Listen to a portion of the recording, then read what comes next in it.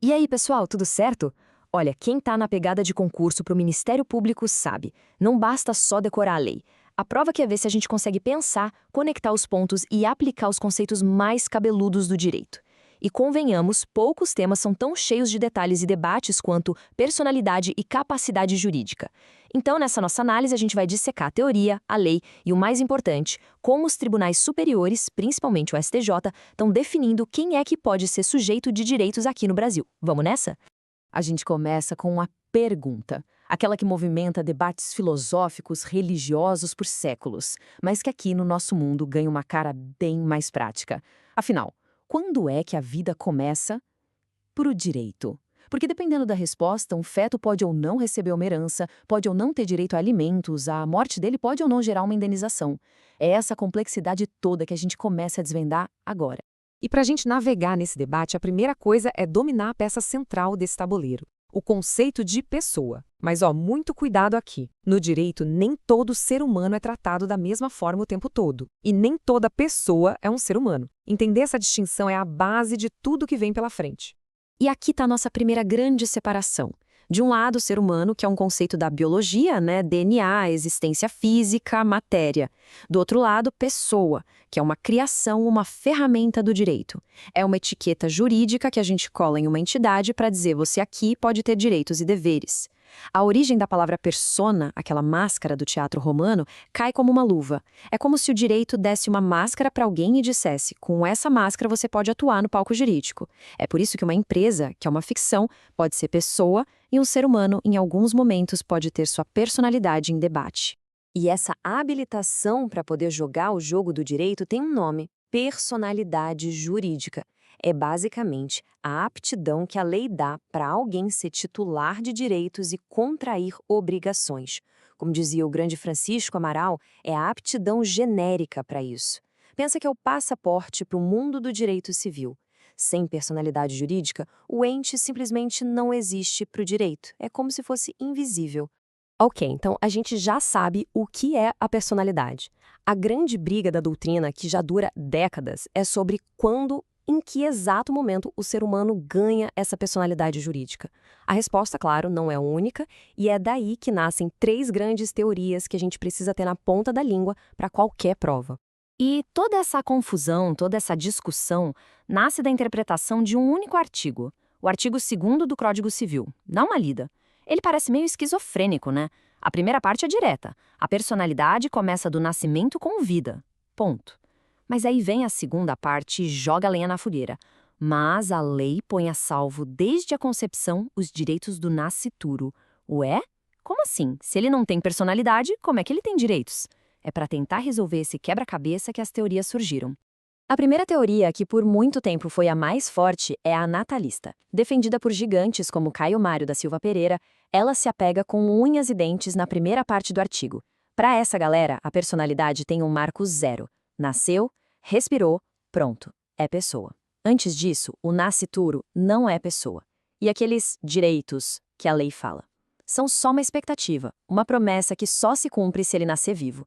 Do outro lado do ringue, e hoje sendo a teoria dominante na doutrina, e como a gente vai ver na jurisprudência, está a teoria concepcionista. Ela olha para a segunda parte do artigo e diz: opa, pera lá, se a lei está protegendo direitos é porque tem um titular desses direitos, né? Logo, o nascituro já é a pessoa desde a concepção.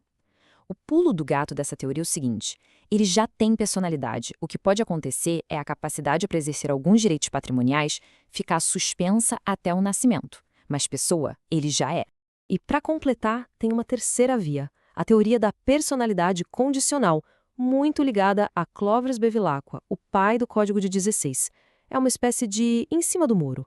A personalidade até existiria desde a concepção, mas a eficácia dela ficaria dependendo de uma condição, que é nascer com vida. É uma solução inteligente, mas que hoje em dia, convenhamos, corre bem por fora. Essa tabela aqui resume a briga toda. Fotografa isso na mente. Natalista foca no nascimento, concepcionista foca na concepção. E a condicional tem então meio termo. Na prova, o segredo não é só saber o conceito de cada uma, mas entender para qual lado o STJ está pendendo. E é exatamente disso que a gente vai falar agora. E aqui, pessoal, está o ponto que decide a questão em concurso. O SJ, principalmente naquele caso famoso do seguro DPVAT, o RESP que está aí na tela, bateu o martelo. A corte disse com todas as letras: o nascituro tem direito à indenização por dano moral.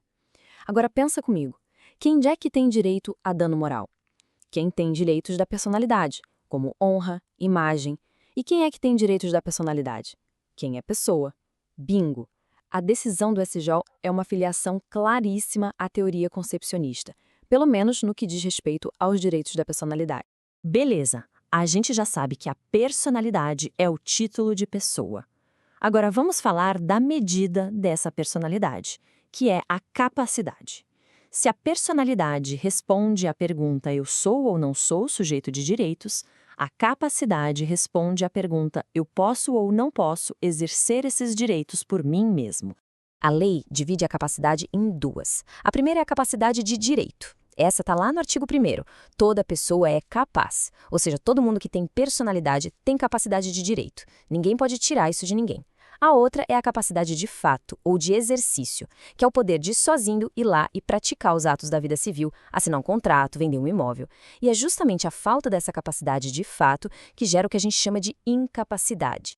E quando a gente fala de incapacidade, a gente chega num ponto que foi uma verdadeira revolução legislativa e que, olha, despenca em prova a Lei 13.146 de 2015, o Estatuto da Pessoa com Deficiência. Essa lei não mudou um artiguinho ou outro, não. Ela implodiu a estrutura antiga da teoria das incapacidades do Código Civil. A lógica foi virada de cabeça para baixo. A mudança foi da água para o vinho, como dá para ver aqui.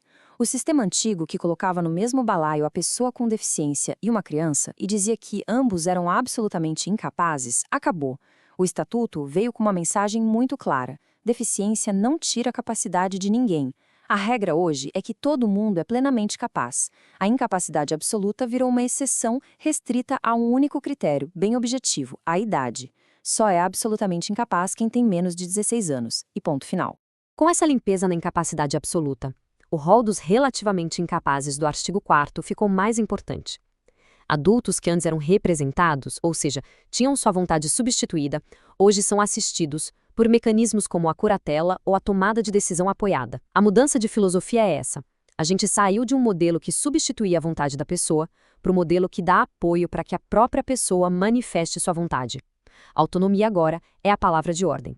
Bom, a regra é que a gente vira de maior, plenamente capaz, aos 18 anos. Mas o direito criou umas saídas, uns atalhos para antecipar isso. É o que a gente chama de emancipação, que pega um relativamente incapaz e o transforma em plenamente capaz para todos os atos da vida civil. O artigo 5º do Código Civil mostra os 3 caminhos: a voluntária, que é quando os pais vão no cartório e dão essa liberdade para o filho; a judicial, que é o juiz quem decide, no caso do menor que tem um tutor; e a legal, que é a automática. Aconteceu o fato, já era, está emancipado. Por exemplo, casou, passou num concurso e tomou posse, se formou na faculdade, ou tem seu próprio negócio e se sustenta. Repara que, na maioria dos casos, precisa ter no mínimo 16 anos, tá?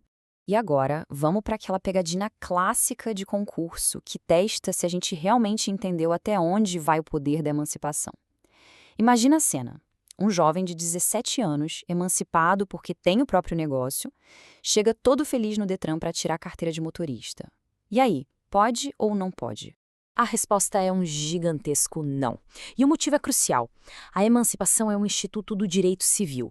Ela te dá capacidade para assinar contrato, para comprar e vender. Mas a carteira de motorista exige um requisito de outra área do direito, o direito penal.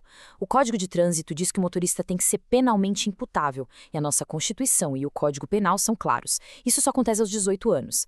A emancipação não mexe com a maioridade penal. São caixinhas diferentes do direito que não se comunicam nesse ponto. Bom, a gente já viu como a personalidade começa, como ela é exercida. Para fechar esse ciclo da vida jurídica, vamos dar uma olhada rápida em como o direito diz que ela acaba, com a morte, o evento que apaga a personalidade da pessoa natural. O fim da pessoa natural acontece com a morte.